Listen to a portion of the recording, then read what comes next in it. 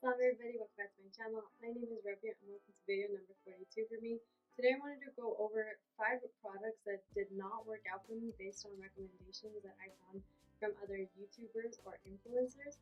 So these are just 5 products that for one reason or another, whether it was my skin type, my skin tone, or my skin sensitivity, for some reason they didn't work for me even though they worked really well for other influencers. And I just wanted to share my experience with these products with you and also just shine light on the fact that sometimes even your beloved influencers can have like products that work really great for them and they just don't work for you. It doesn't mean that their recommendation isn't good or that you're not using it properly. It's just we're all different people, so we all have different preferences in makeup. So if you do like this kind of video, make sure to hit the thumbs up button and let me know that you like this kind of content. Subscribe to my channel if you haven't done so already and share with a friend that might enjoy this content. And with that, let's just get into the video. So the first product I want to talk about is a skincare line that I wanted to try because so many people love this brand, and it is Drunk Elephant, and the product I tried from them is the Umbra Sheer Physical Daily Defense Protection SPF 30 Broad Spectrum Sunscreen. So this I think is a mineral based sunscreen, and because of that it left like a really white gray residue on my skin that did peek through my makeup, and it also has like this really bad smell. Like I don't know how to explain it. It smells like bad like clay or something. I don't know. Like I just couldn't get on with like the scent of this nor how it like left my skin feeling. So I wear this like I because SPF is so important for your skin. I do wear this like every day that I'm not going to be like filming or taking pictures just because this will show up in photography. And it's just kind of upsetting because this is like a pretty expensive sunscreen and it is like a really like almost kind of on the higher end of like skincare at Sephora. So I was honestly really disappointed that it worked as terribly as it does and it smells really horrific. So because of this, I am kind of turned off a little bit by the brand, but I do still want to try like a few products because they're so talked about. But my first impression of the brand wasn't a really good one. So the next product is actually based on one of like the YouTubers I followed for a really long time. Her name is Nicole Guerrero here on YouTube, and I love the way she highlights her skin. Like her skin just looks beautiful. And a product she recommends a lot is the KKW brightening powder, and I got this in the shade 3. I wanted my under eyes to look so badly like hers. I actually bought 2 of these things because I just was like, okay, if it works really good on her. She said that I was really silky and smooth and like sat really beautifully on the skin. So I did purchase 2. Unfortunately, I don't know if it's because I have like really dry under eyes.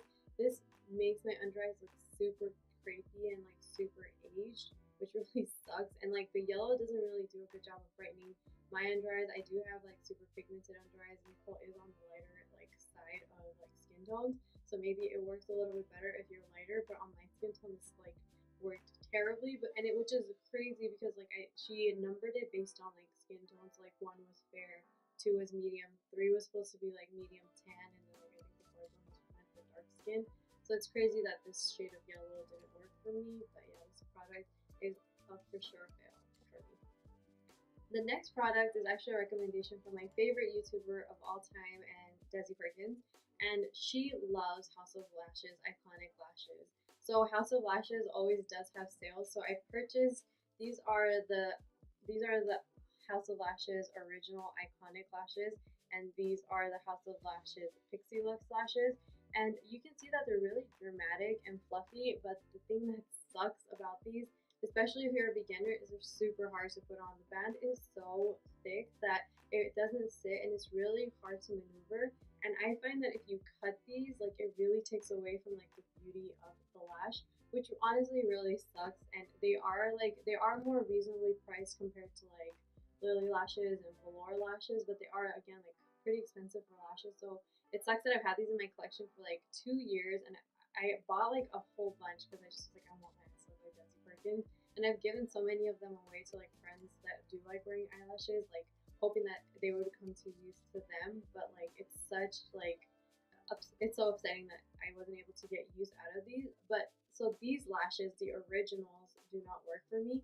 But I did want to quickly mention the House of Lashes has a light version of their lashes. So again, these are the original House of Lashes Iconic Lashes. So they come in like a pink box, and then these are the House of Lashes Iconic Light. And so the band is just a little bit thinner, which also kind of makes the lash not as dramatic, but they're still just as wispy. And these light lashes are a lot easier to use and are honestly like maybe like my top 5 like lashes to wear. So they're the light lashes I would recommend. The originals, if you're a beginner, you might not like at all. So these next products are by Huda Beauty, and these are her matte and metal melted shadows, and I have the shade the Dinero and Minted and Room Service and Do Not Disturb. I don't even want to swatch these because my skin has such a bad allergic reaction to them. So I did use it in one of my recent videos. I'll link it up here. I used the Room Service and Do Not Disturb, and the shimmer shadow burned the crap out of my eyes.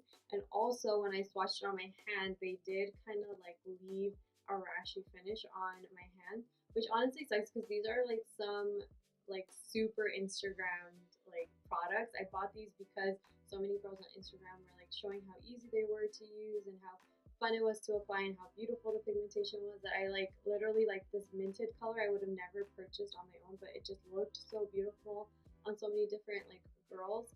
So I purchased them because I was like, okay, this will be quick and easy and like colorful and all in one. I first of all don't think that these are easy to blend at all. Like I think that they are really difficult to work with. And then secondly, like they burn my skin. So that's what, for that reason, these are a true miss for me. But I do, again, I love Huda Beauty as a brand. Like her concealer, her eyeshadow palettes, like and her lipsticks were beautifully on me. It was just these melted shadows that did it. And I also think that these are $25, and her 9 pan shadows are also $25. And I feel like it's just worth getting an eyeshadow palette with 9 color variations as compared to 2 eyeshadows that you may or may not use. And the final product I want to talk about is actually a fragrance, and this was a lot of people talk about this brand once again, and then someone that I followed like a lot before, her name is Samantha, I think Marie.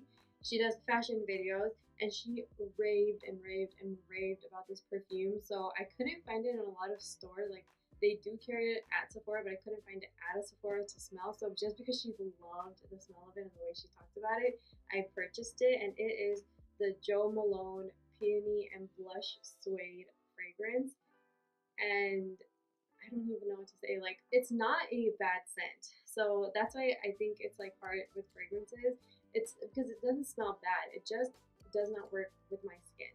So this is like a super expensive perfume that I just don't even want to reach for because it doesn't sit well on my skin. So it kind of, the way that my like body's natural scent and the like scent of this perfume mixed together, it just makes like a really bad odor, and then it lingers for so long. Like I just feel like it never settles into my skin to kind of like become one with my like scent.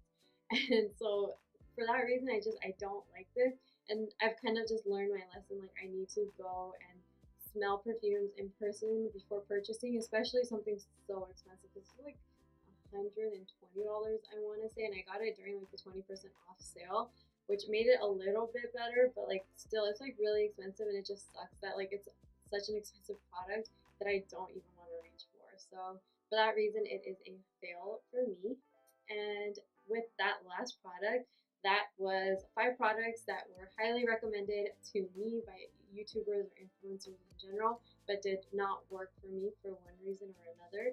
If you do have a product that is similar to you, like you bought it because somebody highly raved about it, but it didn't work for you, leave it in the comments down below. Or if you are able to make any of these products work for you and I might not know a good tip or trick, you can also leave that in the comments down below. And with that, you guys, I really hope that you're having a wonderful, beautiful day, and I will see you guys in my next one. Bye!